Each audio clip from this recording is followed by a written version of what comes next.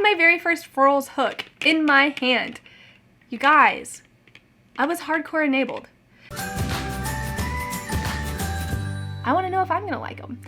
I only got one hook because I wanted to make sure that this was going to be something that I liked before I invested in these hooks, because they are on the luxurious price point when it comes to crochet hooks. So when it came time to choose which Furls hook to get, I did, based on what I've heard, that the Streamline is a good place to start because the Odyssey hooks have weight to them. Some people like the weight, some people don't.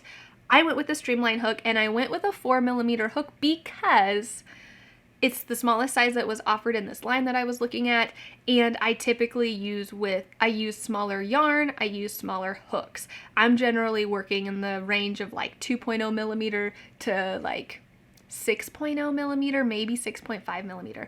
So I grabbed myself a 4mm Pisces Streamline hook. And I haven't even opened it yet because from what I've read on their website, these hand-poured hooks are all different. So I wanted to be able to see it. Very first impressions, right? Ooh, okay. This is pretty. This is really pretty. Okay, so I will say right off the bat that these are way prettier in person than they are in photos. I can see why they love these. So stamped right on the front of the hook is G, 4.0mm Furls Crochet. And the tip is a Susan Bates style tip, which is not the tip that I generally like to use. We're gonna give this a try anyways. I also see that I do like the way that the tip of the hook is shaped like almost like a rounded cone. This looks like it's going to be amazing when it comes time to enter stitches. And one thing that I did not expect is that grabbing this hook, I kind of want to hold it like a pencil. And I typically am a knife hold kind of person. But because of the way that the weight is balanced, I naturally threw it into a pencil hold. So that's interesting. Let's get to swatching with this hook and see what the real deal is. Well, I can already tell that I do like the hold. The hold's comfortable. It keeps my hand open, which I like. It's good ergonomically to keep your hand open like that. But I can tell you that I am already struggling with this Susan Bates style tip, which I already knew I struggled with going into this, so.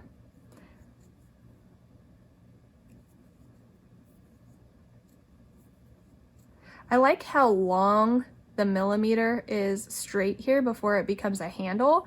I feel like that's gonna help with tension. After trying the cotton yarn, I wanted to try some wool yarn. And just a couple chains in, I started noticing a squeaking sound from the plastic rubbing against the wool. The audio on my camera didn't pick it up, but it was frustrating. It's just a little bit of getting used to, like, the tip feels like it's snagging because I'm not used to how wide it is. It doesn't narrow like the rounder tip. The other hook just has a smaller head, which gives you less yarn control. I guess that would be the benefit between the boy style and the Susan Bates style, is that this style, the Susan Bates style tip with the deep inset, it gives you more yarn control. So like, you're really grabbing that yarn and pulling it through. You're not gonna lose it in the process, which I feel like it's gonna be more ideal for beginners who feel like they don't have a control on what they're doing anyways, unless you learned on a boy hook and learn to control the yarn with less of a slit in your hook. I think that's the big divide between the two styles of hook, is really whether you learned with one or the other, and the fact that if you learned with this style and you're used to having the yarn really snug in there, then maybe you don't feel comfortable letting go of that control. I'm gonna switch out. This hook has a smaller head, which I find it easier to move in and out of the stitches with. It doesn't have as much grab control. Let me show you that. So let's see, when it comes time, it's easier to lose that yarn because it's not really in there. But once you've gotten control and you're not really securing it, you just get used to it, I guess. You figure out your tension and you rely less on the hook to grab it as much as you do. Alright, the gauge looks the same between the two for the most part, which is nice.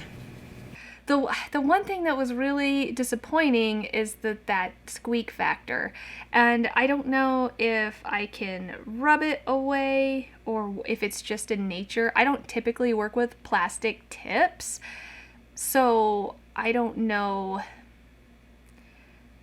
if that's something that I can get past. These hooks are absolutely beautiful, and I do appreciate the craftsmanship, and I understand that's where the price point comes from. I just don't know that I'm 100% sold because I don't like how it feels squeaky when I work with it, and I am not a big fan of the tip.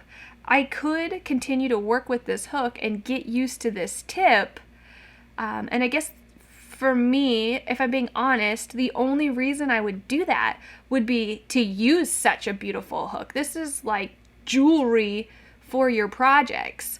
But I really am just used to my color-coded boy-style tips, and they're comfortable for me. So the way that I hold both of the hooks is almost identical, even though this one is bigger. There's more weight, and because of the fact that the tip of the hook, despite the millimeter of the neck being the same size, the tip of the hook is wider than the tip of the hook on the color-coded, and combine that wider tip with the sharper point where the hook is grabbed, like I demonstrated where the hook gets grabbed. All of that combined makes me feel like I'm fighting the yarn a little bit, whereas this hook makes me feel like everything's just flowing smoothly. And like I said, some of that could just be because I'm used to this style of hooks and it just is natural to me, and I'd have to relearn how to use hooks to use this hook. And I just don't think that's something I'm interested in doing right now, despite, like, it's so pretty. It's so beautiful. It's a beautiful hook. I really wanted to love this 10 times more than I love the hooks that I use, but unfortunately, I don't love it that much. I don't hate it to the point that I'm not going to use it, but I don't love it as much as I love my tried and true color-codeds. So that is my first impression, right? I need to actually make a project with this hook before I can give a full review on the hook. But initially, I am slightly disappointed that I don't love these more, considering how much some people love these. And like I said, nothing to do with craftsmanship. It comes down to preference.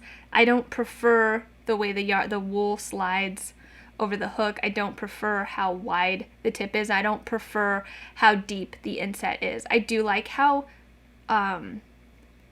rocket shaped the tip is. It's easier to get into stitches that way, but I feel like I'm fighting my way through them because of how wide the tip is. And I don't like that deep inset because I snag on it. So it's really a preference thing. So I would say going forward, definitely if you're interested, get one, save up for one if you need to, and get yourself a hook and try it. Try it. Your preferences may align with mine, they may not. So no matter what your preferences are now, I recommend trying one. But I have a feeling if you like boy style hooks like I do, you may have some struggles with this hook. You may not like this hook. on the flip side, if you are someone who is tried and true Susan's Baits hook user, I think you'll love this, as long as you don't have a problem with the little bit of extra weight that the size of the handle gives you. And this being the smallest size they offer, the 4mm, I would be curious to know about the weight going up to the bigger sizes. And then also I've heard the Odyssey line is even heavier. That is the metal tip.